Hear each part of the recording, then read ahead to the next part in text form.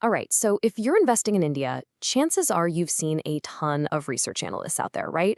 Offering tips, reports, the whole shebang. But how in the world do you know who you can actually trust? Well, let's dive into that.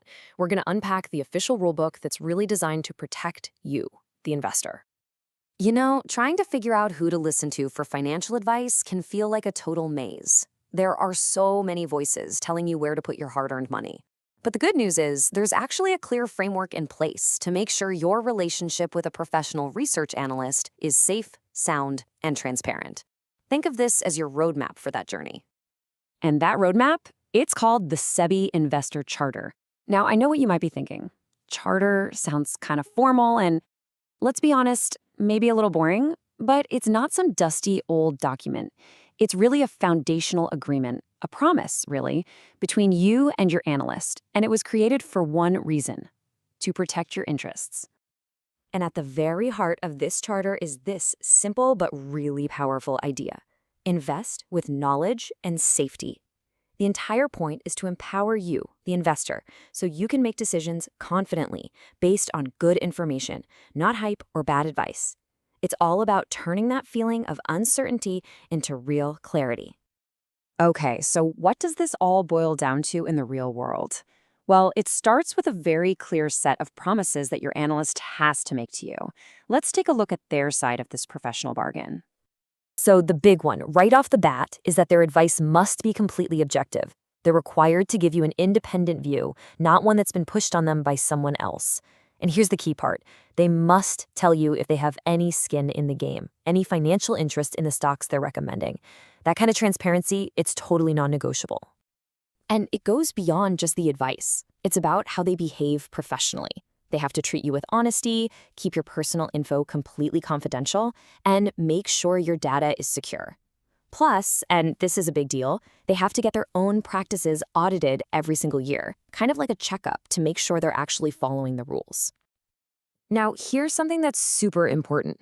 If an analyst is suggesting an investment that's a bit complex or carries a higher risk, they can't just brush over the dangerous parts.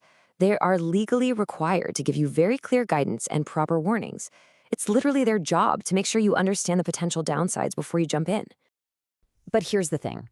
It's not a one-way street. For this relationship to really work, you have an active role to play. So let's flip the script and look at your side of the bargain, because this is a true partnership.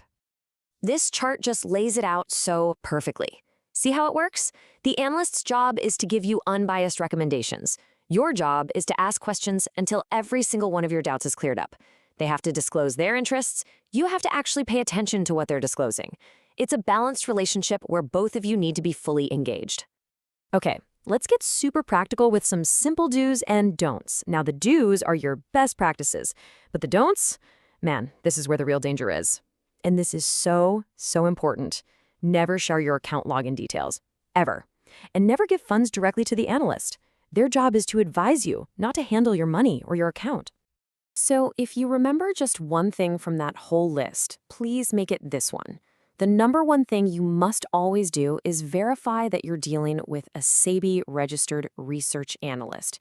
A real pro will have a valid registration number, and you can, and absolutely should, check it on the SEBI website. It is your first and most powerful line of defense. And while we're talking about defense, here is the biggest red flag you could ever see. If anyone, and I mean anyone, offers you assured or guaranteed returns, you shouldn't just walk away, you should report them to SEBI. There's no such thing as a guaranteed return in the market, and anyone promising one is breaking a very serious rule. Okay, but what happens if you do everything right and something still goes wrong? What if you have a legitimate complaint? Well, you're not on your own. There's a clear safety net and a formal process to get things sorted out. And when it comes to getting help, the first number you need to remember is 30. 30 days.